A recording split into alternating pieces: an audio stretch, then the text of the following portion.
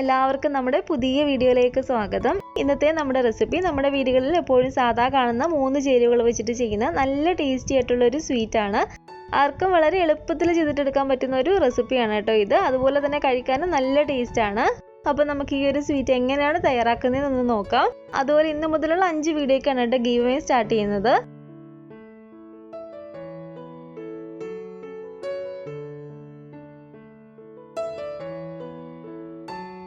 ഈ ഒരു സ്വീറ്റ് ഉണ്ടാക്കാൻ വേണ്ടിയിട്ട് നമുക്ക് ഇതിലേക്ക് വേണ്ടത് 1.5 കപ്പ് അളവിൽ റവയാണ്.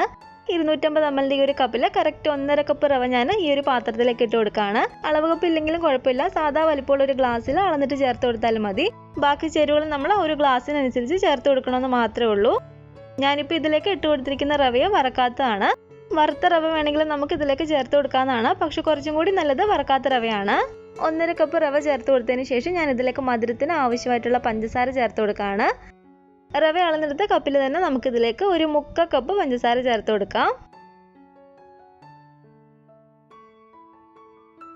ഇനി ഇതിലേക്ക് വേണ്ടത് പാലാണ്. പാല് നമ്മൾ ചേർത്ത് കൊടുക്കുമ്പോൾ പച്ചപ്പാൽ നമ്മൾ ഇതിലേക്ക് ചേർത്ത് കൊടുക്കേണ്ട കേട്ടോ. പാല് നന്നായിട്ടൊന്ന് ചൂടാക്കിയതിന് ശേഷം പാലിന്റെ ചൂടൊക്കെ പോയിട്ട് നല്ലപോലെ അതൊന്ന് തണുത്ത് വന്ന് കഴിയുമ്പോഴത്തേക്കും നമുക്ക് ഇതിലേക്ക് ചേർത്ത് കൊടുക്കാവുന്നതാണ്. പച്ചപ്പാലാണ് നമ്മൾ ഇതിലേക്ക് ചേർത്ത് കൊടുക്കുന്നതെങ്കിൽ പാലിന്റെ ആ ഒരു ടേസ്റ്റ് ഒരു കുത്തൽ പോലെ നമുക്ക് എടുത്ത് നിൽക്കുന്നതാണ്. ആദ്യം നമുക്കിതിലേക്ക് 1 കപ്പ് പാല് ചേർത്ത് കൊടുത്തിട്ട് നന്നായിട്ട് തന്നെ ഇളക്കിയിട്ടെടുക്കാം.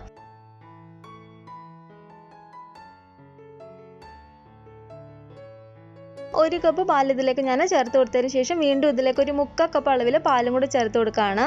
പാലും കൂടി ചേർത്ത് നല്ല പോലെ തന്നെ നമുക്കിത് ഇളക്കി കൊടുക്കാം. വറുക്കാത്ത റവയാണ് നമ്മൾ ഇതിന് വേണ്ടിയിട്ട് എടുക്കുന്നതെങ്കിൽ 1.25 കപ്പ് പാല് കറക്റ്റ് ആണ് കേട്ടോ ഇതിന്. വറുത്ത റവയാണെങ്കിൽ പാലിന്റെ അളവും കുറച്ചൊന്ന് ചിലപ്പോൾ കൂടും.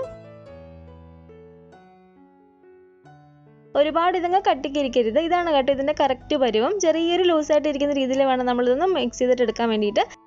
ഇനി നമുക്ക് ഇതിലേക്ക് വേണ്ടത് ബേക്കിംഗ് സോഡയാണ്. ഒരു 1/2 ടീസ്പൂൺ അളവിൽ ബേക്കിംഗ് സോഡ ഞാൻ ഇതിലേക്ക് ചേർത്ത് കൊടുക്കുകയാണ്. ബേക്കിംഗ് സോഡ വേണമെങ്കിൽ നിങ്ങൾക്ക് ഒഴിവാക്കാവുന്നതാണ്. ഇത് വെന്ത് വരുന്ന സമയത്ത് ഇത് കുറച്ചും കൂടി ഒന്ന് പൊങ്ങിക്കിട്ടാനും പിന്നെ കുറച്ചും കൂടി ഒന്ന് സോഫ്റ്റ് ആവാൻ വേണ്ടിയിട്ടുമാണ് നമ്മൾ ബേക്കിംഗ് സോഡ ചേർത്ത് കൊടുക്കുന്നത്. അതുപോലെ തന്നെ ഒരു നുള്ളു ഉപ്പും കൂടി ഇതിലേക്ക് ഞാൻ ചേർത്ത് കൊടുക്കുകയാണ്.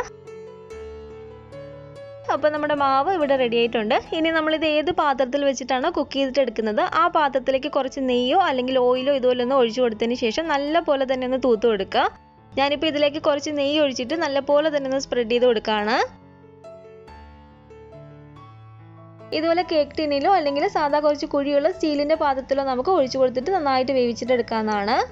ബട്ടർ പേപ്പർ ഉണ്ടെങ്കിൽ ഇട്ട് കൊടുക്കാം കേട്ടോ. ഇട്ട് കൊടുത്തില്ലെങ്കിലും കുഴപ്പമൊന്നുമില്ല, നന്നായിട്ട് തന്നെ നമുക്കിത് ഇളകി കിട്ടും. ഇനി നമുക്ക് ഈ ഒരു മാവ് ഈ ഒരു പാത്രത്തിലേക്ക് ഒഴിച്ചു കൊടുക്കാം.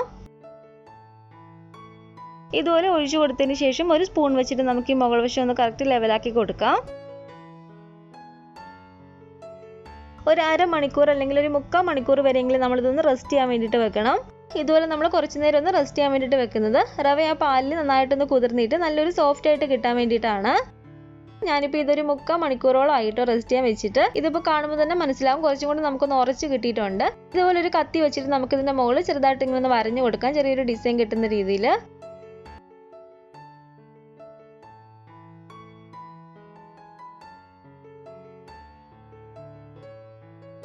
അതിനുശേഷം കാണാനൊരു ഭംഗിക്ക് വേണ്ടിയിട്ട് കുറച്ച് ബദാം വെള്ളത്തിൽ കുതിർത്തിയതിന് ശേഷം അതിന്റെ തൊലി കളഞ്ഞിട്ട് ഞാൻ ഇതിലേക്ക് ഇതുപോലെ വെച്ച് കൊടുക്കുകയാണ്. അപ്പോൾ നിങ്ങൾക്ക് ഇഷ്ടമുള്ള നട്ട്സ് എന്ത് വേണമെങ്കിലും ഇതിന്റെ മുകളിലേക്ക് ഇതുപോലെ വെച്ച് കൊടുക്കാവുന്നതാണ്. അപ്പോൾ ഇതിവിടെ റെഡി ആയിട്ടുണ്ട്. ഇതിനെ നമുക്ക് വേവിച്ചിട്ടെടുത്താൽ മാത്രം മതി. അപ്പോൾ ഇത് വേവിച്ചിട്ടെടുക്കുന്നത് ഇതുപോലത്തെ ഒരു നോൺ സ്റ്റിക്കിന്റെ പാത്രത്തിലേക്ക് ഇറക്കി വെച്ച് കൊടുത്തിട്ടാണ്. ഈ ഒരു നോൺ സ്റ്റിക്കിന്റെ പാത്രത്തിൽ ഞാനൊരു സ്റ്റാൻഡും ഇറക്കി വെച്ച് കൊടുത്തിട്ടുണ്ട്. ഒരു മീഡിയം ഫ്ലെയിമിൽ വെച്ചിട്ട് ഒരു 5 മിനിറ്റ് നമ്മൾ ഈ ഒരു പാത്രം ഒന്ന് പ്രീ ഹീറ്റ് ചെയ്തിട്ട് എടുക്കണം. 5 മിനിറ്റോളം ഞാൻ പ്രീ ഹീറ്റ് ചെയ്തെടുത്ത പാത്രമാണിത്. ഇനി ഇതിലേക്ക് നമുക്ക് ഈ ഒരു പാത്രം ഇറക്കി വെച്ച് കൊടുക്കാം. ഇതുപോലെ നോൺ സ്റ്റിക്കിന്റെ പാത്രത്തിലാണ് നമ്മൾ വേവിച്ചിട്ടെടുക്കുന്നതെങ്കിൽ ഈ ഒരു മൂടിയിൽ ഒരു ഹോള് നമ്മൾ എന്തെങ്കിലും വെച്ച് അടച്ചു വെച്ച് കൊടുക്കണം. അല്ലെങ്കിൽ ആവി വെളിയിലേക്ക് പോയിട്ട് കുറേ സമയം എടുക്കും നമുക്കിത് ബേക്കായി വരാൻ വേണ്ടിയിട്ട്. ഇനി ഇത് നമുക്ക് നന്നായിട്ട് തന്നെ ഒന്ന് ബേക്ക് ചെയ്തിട്ട് എടുക്കാം. ഇതുപോലൊരു പാത്രത്തിലാണെങ്കിൽ ഒരു 40 മുതൽ ഒരു 45 മിനിറ്റ് വരെയാണ് നമുക്ക് നന്നായിട്ടൊന്ന് വെന്ത് വരാൻ എടുക്കുന്ന സമയം. ടൈമിൽ ചിലപ്പോൾ വ്യത്യാസം വരാവുന്നതാണ്. അപ്പോൾ നിങ്ങളൊരു 35 മിനിറ്റ് ഒക്കെ കഴിയുമ്പോഴത്തേക്കും ഒന്ന് തുറന്ന് നോക്കുക. അപ്പോൾ ഇതൊരു 45 മിനിറ്റോളം കഴിഞ്ഞിട്ടുണ്ട് കേട്ടോ. ഞാൻ ഇതൊന്ന് തുറന്ന് നോക്കുകയാണ്. സൈഡൊക്കെ ആണെങ്കിലും നന്നായിട്ടൊന്ന് മുരിഞ്ഞ് നല്ലൊരു ബ്രൗൺ കളറായിട്ട് കിട്ടിയിട്ടുണ്ട്. അപ്പോൾ നമുക്ക് ഇതുപോലൊരു സ്റ്റിക്ക് വെച്ചിട്ടോ അല്ലെങ്കിൽ ഒരു കത്തി ഉപയോഗിച്ച് ഒന്ന് കുത്തി നോക്കാം നന്നായിട്ട് അകം വെന്തിട്ടുണ്ടോ എന്ന് അറിയാൻ വേണ്ടിയിട്ട്. അപ്പോൾ സ്റ്റിക്ക് ഇവിടെ നല്ല ക്ലീൻ ആയിട്ടാണ് കിട്ടിയിരിക്കുന്നത്. ഇതിവിടെ നല്ലപോലെ തന്നെ നമുക്ക് വെന്ത് കിട്ടിയിട്ടുണ്ട്. ഇനി ഇത് ഈ പാത്രത്തിൽ നിന്ന് പുറത്തേക്ക് എടുത്ത് വെച്ച് കൊടുത്തിട്ട് നല്ലപോലെ അതിൻ്റെ ചൂടൊന്ന് കുറഞ്ഞു വരുന്നതിന് വരെ നമുക്കൊന്ന് വെയിറ്റ് ചെയ്യാം. അപ്പോൾ ആ ഒരു സമയം കൊണ്ട് നമുക്കിനി ഇതിലേക്ക് ഒരു ഷുഗർ സിറപ്പ് തയ്യാറാക്കണം. ഈ ഒരു സ്വീറ്റ് നമുക്ക് കുറച്ചും കൂടി നല്ല സോഫ്റ്റ് ആയിട്ട് കിട്ടാൻ വേണ്ടിയിട്ട് നമ്മൾ ഇതിലേക്ക് ഷുഗർ സിറപ്പും കൂടി ആഡ് ചെയ്ത് കൊടുക്കുന്നുണ്ട്. ഈ ഒരു പാത്രത്തിലേക്ക് ഞാനൊരു 3/4 കപ്പ് അളവിൽ പഞ്ചസാര ഇട്ട് കൊടുക്കുകയാണ്. പഞ്ചസാര എടുത്ത് അതേ അളവിൽ തന്നെ നമുക്ക് 3/4 കപ്പ് വെള്ളം കൂടി ഒഴിച്ചു കൊടുക്കാം. ഇനി ഫ്ലെയിം ഓൺ ചെയ്ത് കൊടുത്തതിന് ശേഷം നമുക്കിത് നല്ലപോലെ തന്നെ ഇളക്കി കൊടുക്കാം. പഞ്ചസാര അതിൽ കിടന്ന് നന്നായിട്ട് തന്നെ നലിഞ്ഞ് കിട്ടണം. ഒരു മീഡിയം ഫ്ലെയിമിൽ വെച്ചിട്ട് തന്നെ നമുക്ക് നന്നായിട്ട് ഇളക്കി കൊടുക്കാം. സഫ്രോൺ കയ്യിലുണ്ടെങ്കിൽ ഇതുപോലെ കുറച്ച് ഇതിലേക്ക് ഇട്ട് കൊടുത്താൽ കുറച്ചും കൂടി നല്ലൊരു ടേസ്റ്റ് ആണ്.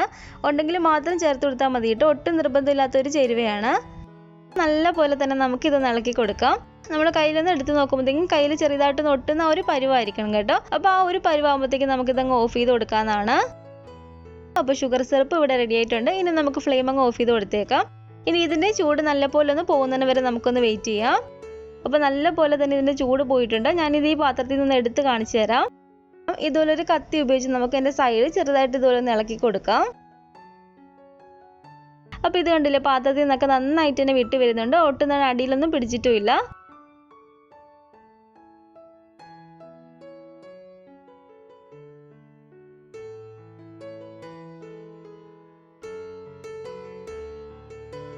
ഇതിപ്പോൾ അത്യാവശ്യം നല്ല സോഫ്റ്റ് ആണ്. ഇനി നമുക്കിതിലേക്ക് ഷുഗർ സിറപ്പും കൂടി ഒഴിച്ചു കൊടുക്കുമ്പോഴത്തേക്കും കുറച്ചും കൂടി നല്ലൊരു സോഫ്റ്റ് ആയിട്ട് നമുക്കിത് കിട്ടും. ഈ ഒരു പാത്രത്തിലേക്ക് തന്നെ ഞാനിത് ഇറക്കി വെച്ച് കൊടുത്തിട്ടുണ്ട്. ഇനി ഇതിൻ്റെ മുകളിലേക്ക് നമുക്കിതുപോലെ ഷുഗർ സിറപ്പ് ഒഴിച്ചു കൊടുക്കാം. നമ്മൾ തയ്യാറാക്കിയ ഒരു ഷുഗർ സിറപ്പ് മുഴുവനും ഇതിൻ്റെ മുകളിലേക്ക് ഒഴിച്ചു കൊടുക്കാം കേട്ടോ.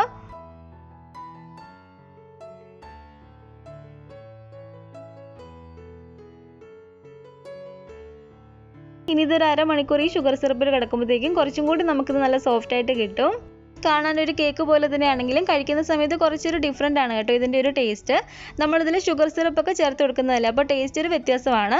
നിങ്ങളിൽ പലർക്കും അറിയാവുന്ന ഒരു റെസിപ്പി ആയിരിക്കും, ഒരു മിഡിൽ ഈസ്റ്റേൺ റെസിപ്പിയായ ബസ്ബൂസ എന്ന് പറയുന്നത്.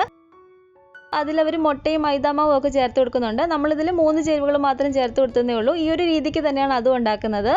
അപ്പോൾ അതിൻ്റെയൊക്കെ ഒരു ടേസ്റ്റ് തന്നെയാണ് ഇതിന്. അത് ഓവനിൽ വെച്ചിട്ട് ചെയ്യുമ്പോൾ കുറച്ചും കൂടി മുകൾ ഭാഗം ഒന്ന് ഡാർക്ക് ആയിരിക്കുമെന്നേ ഉള്ളൂ. കാണാൻ ഇതുപോലെ തന്നെയാണ്. അതുപോലെ തന്നെ പാലിൻ്റെ ടേസ്റ്റ് ഒരുപാട് ഇഷ്ടമില്ലാത്തവരാണെങ്കിൽ കുറച്ച് വാനില എസൻസും കൂടി ഇതിലേക്ക് ചേർത്ത് കൊടുക്കുന്നത് നല്ലതാണ്. അപ്പോൾ ഇത് കണ്ടില്ലേ, ഷുഗർ സിറപ്പൊക്കെ ഇതിലേക്ക് ഇറങ്ങിയതിന് ശേഷം നല്ലപോലെ ഇതൊന്ന് സോഫ്റ്റ് ആയിട്ട് കിട്ടിയിട്ടുണ്ട്. ഈ ഒരു റെസിപ്പി നിങ്ങൾ ട്രൈ ചെയ്ത് നോക്കിയിട്ടില്ലെങ്കിൽ തീർച്ചയായിട്ടും ട്രൈ ചെയ്ത് നോക്കുക കേട്ടോ.